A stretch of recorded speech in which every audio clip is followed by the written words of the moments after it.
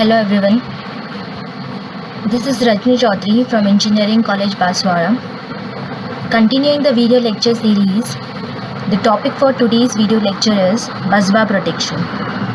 Although a video lecture is already provided on what is busbar and its arrangement techniques, so you can watch that also before starting the busbar protection, so that you get sound knowledge of what is busbar and what are the arrangement techniques generally applied for busbar. In this video lecture, we will be covering the following points: a very brief description of what is busbar, then we will be studying what are the busbar faults, and the last topic here will be the busbar protection schemes. What are the various protection schemes applied in busbar? We will be describing them one by one, starting with what is electrical busbar. An electrical busbar is defined as a conductor or a group of conductor used for collecting electrical power from the incoming feeder and distributing that electrical power to the outgoing ones. Also, the electrical busbar is a type of electrical junction in which all the incoming and outgoing electrical current meets. Thus, electrical busbar collects the electrical power from at one location. We have already studied this in the video lecture of busbar and its arrangement. You can go and watch this video also. The busbar system generally consists of an isolator and circuit breaker along with the busbar. So you will be finding isolator and circuit breaker connected across busbar both side, means generator side also and also outgoing feeder side too. Busbar protection. We know that the electrical power system or electrical system is divided into various zones of protection, where each component is provided a separate zone of protection. Like as you can see in this figure, the protective zones are specified. As here you can see the various protective zones. The first zone of protection is for generator. The second zone of protection is for generator and transformer unit. And the third zone of protection is for busbar, whereas the fourth zone of protection is for transmission line. Here you can see the overlapping of various zones of protection, since we don't want any left over part in our system. The protection system is so designed that whole of the power system is covered and no component or no part is left. Here we use unrestricted forms of line protection and distance system for busbar protection too, but they are provided with some time delay. On the occurrence of fault, the circuit breaker generally associated with the busbar gets strips off, and the faulty section of that busbar or the complete bus, if we are talking about the single bus arrangement, is disconnected from the circuit.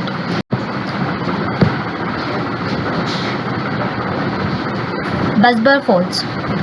Generally, the standard of construction of busbar have been very high, and therefore the bus faults are very rare, means their occurrence is very low. But if they occur, they need to be tackled properly. Majority of the bus faults that occur are one phase and earth. Also, we try that the fully phase segregated metal clad gear is used, so that whatever fault occur in the bus fault is compelled to act like a earth fault, and therefore there we can apply the frame leakage protection, which we will be discussing soon in the upcoming slides. Types of protection scheme: backup protection scheme, frame leakage protection, and differential busbar protection. These three schemes are applied for the protection of busbar faults.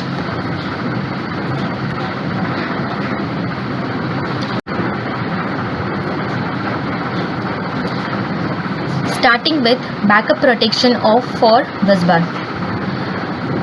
This is a simple way of protecting the bus bar from the fault.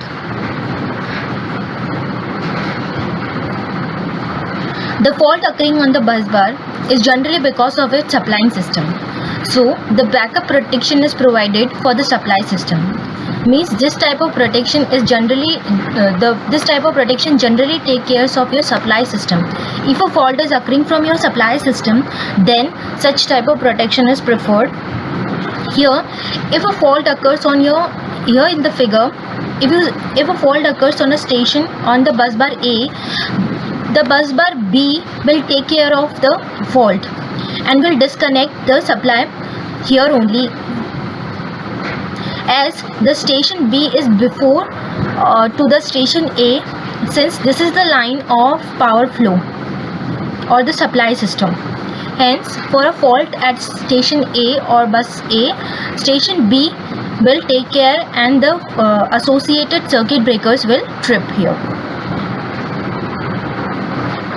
Such type of protection like backup protection is generally preferred for protection of transmission line, but since they are very economical, they are also preferred for busbar protection for taking care of the faults that are generally associated from your supply system. This type of protection system is not used for small switchgear systems. So please note it, such type of protective scheme cannot be applied for small switchgear system. There are some disadvantages too, like the protection system is slow, there is a delay in the action, plus more than 2 circuits or more circuits are disconnected for a 2 or more transmission line. Means disconnection of circuit is very large as comparatively.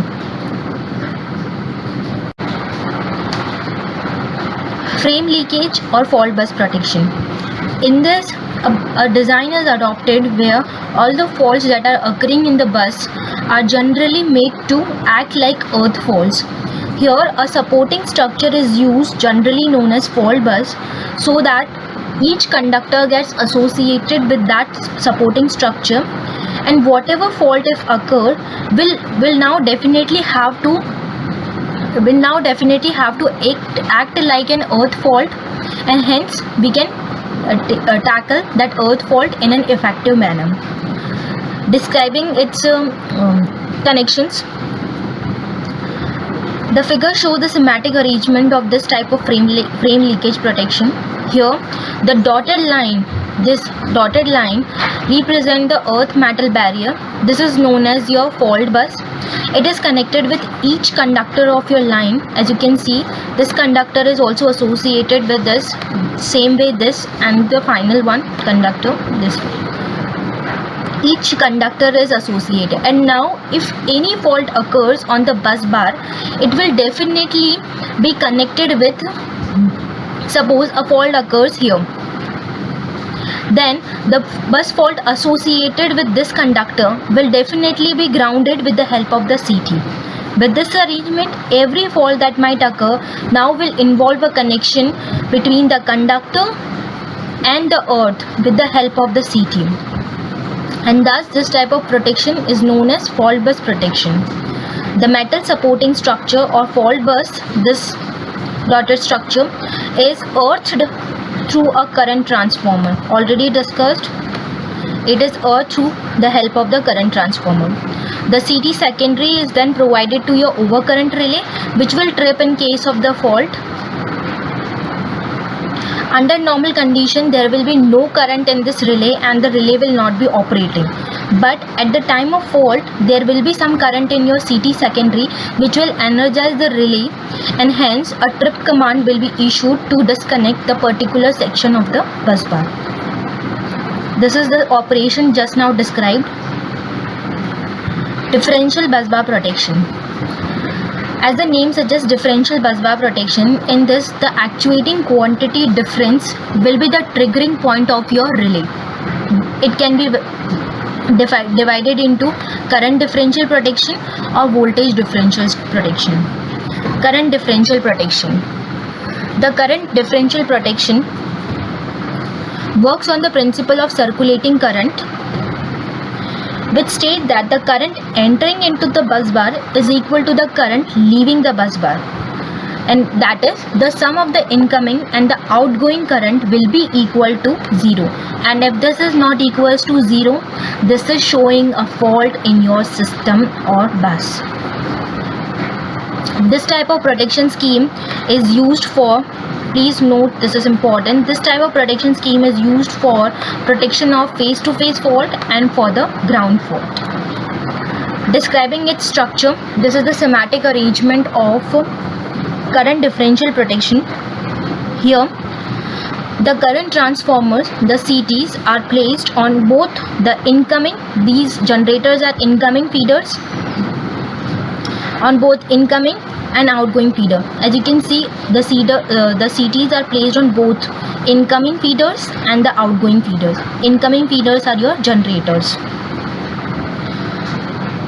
The secondary terminals, this is the secondary terminal of your CT. The secondary terminals of the CT are parallel connected to each other. You can see in the figure, they are parallel to each other. The summation current of the CT, the summation current of the CT flows into the operating coil of your relay. The relay current will be equal to the summation of the CT secondary current. Under normal condition, this relay current must be equal to 0. As already discussed, the incoming current must be equal to the outgoing current, and hence during a normal operation, the relay current will be equals to 0. That means the outgoing current or the incoming current will be equal to each other. Whereas during a faulty state, this will not be equal to 0, means your relay current will not be equal to 0, which will trigger the relay connected here, and hence a trip command will be issued to the circuit breaker to disconnect the section.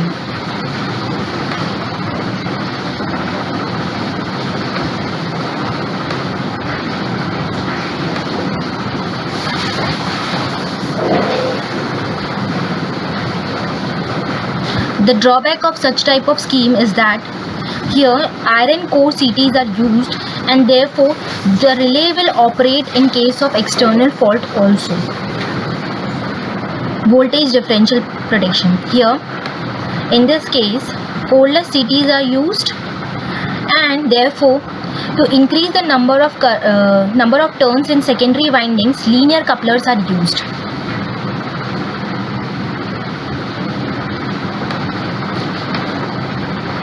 The secondary relays are connected in series, as you can see in the figure. These are connected in series. Also, the differential relay is connected in series with the secondary relays.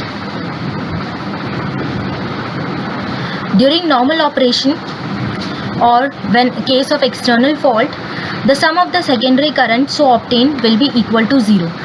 But on the occurrence of an internal fault, the sum of secondary current of CT will no longer be equals to 0, and in this case the relay becomes operative and gives the command to the circuit breaker to open the contacts. Thus, the protection from the damage to the system is taken care of.